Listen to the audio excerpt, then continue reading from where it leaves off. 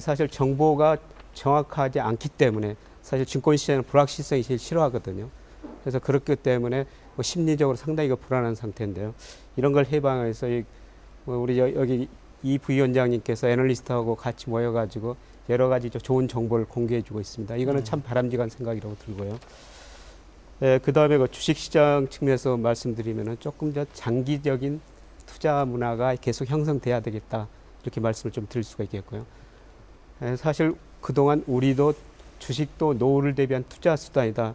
이런 생각이 바뀌면서 간접펀드로 자금이 많이 몰렸습니다. 근데 사실 이번 주가 하락을 계기로 해가지고 그런 문화가 훼손되지 않을까 상당히 좀 걱정스럽습니다.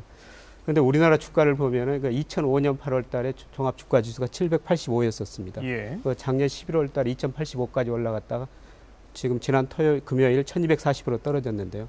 물론 고점에서 보면은 지금 많이 떨어졌죠. 그런데 2005년 이후로 보면은 50% 이상 다른 어떤 자산보다 수익률이 높았었거든요. 그래서 장기적인 측면에서 좀 접근해 가자 이런 게 바람직스러워 보이고요.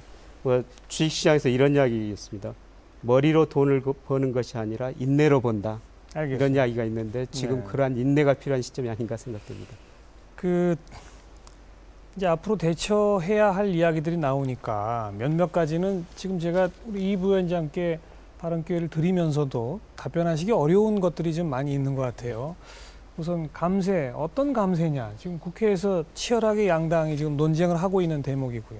규제 완화, 수도권 규제 완화 같은 거 뭐 이럴 때 빨리 하자 그러지만 또 전국적인 논란의 대상이 되는 그런 대목이고요. 경제사령탑 부총리제 부활이냐 아니냐 문제도 정부 조직 개편과 맞물려 있는 문제이기 때문에 쉽사리 결론 내리기는 쉽지 않은 대목들이고 이거 다 사실은 정부뿐 아니라 국회 차원에서 논의해야 할 그런 과제들인 것 같아요. 그래서 그 말씀들은 그 몇몇 가지 지금 이미 쟁점화되어 있는 몇 가지는 국회에서도 또 정부도 좀 적극 참여해서 빨리빨리 결론을 좀 내리는 식으로 계속 논란만 하기보다는 이런 위기 상황에서 그렇게 그냥 주문을 드리는 게 맞을 것 같고요.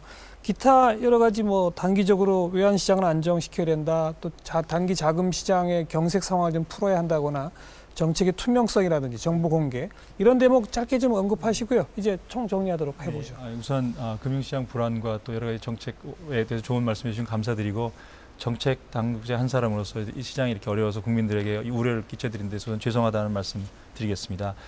제가 말씀하신 이런 모든 정책에서 코멘트할 그 위치는 있지 않기 때문에 저희 금융위에서 앞으로 지금 이 문제를 해결하기 위해서 어떻게 포커스를 두고 있는지 잠깐 짧게 말씀드리면 일단 국제시장 경색을 좀 완화하는 데 우리 정치적 역할을 하기 위해서 국제 공조를 상당히 강화하는 데 우선적으로 노력하겠습니다.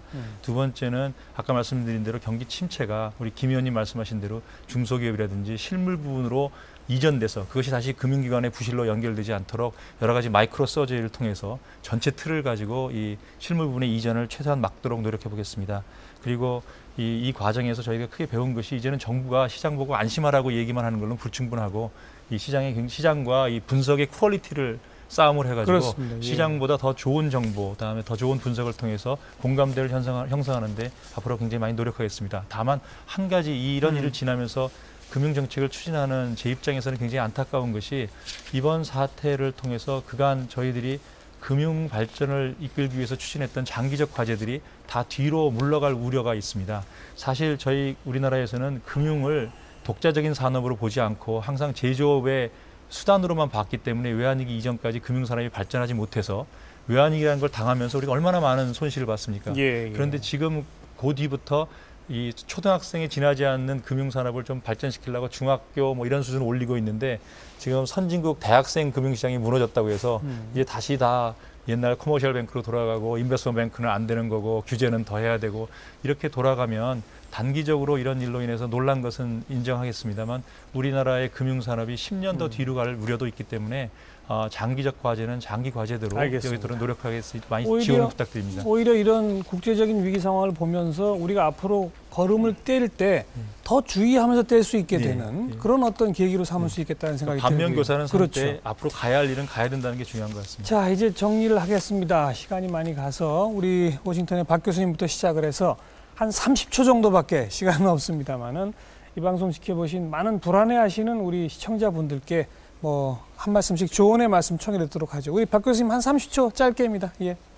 예, 지금 이 모든 이 문제의 근본인 국제금융위기의 가닥이 결국은 이번 주말을 통해서 결정이 될 것 같습니다. 대개 그 가닥은 영국식 모델로 이 7천억 의 구조금융을 부실자산 채권의 매수가 아니라 은행의 이 자본 충실에 주는 것으로 해서 그 컨피던스를 높이는 그런 식으로 하고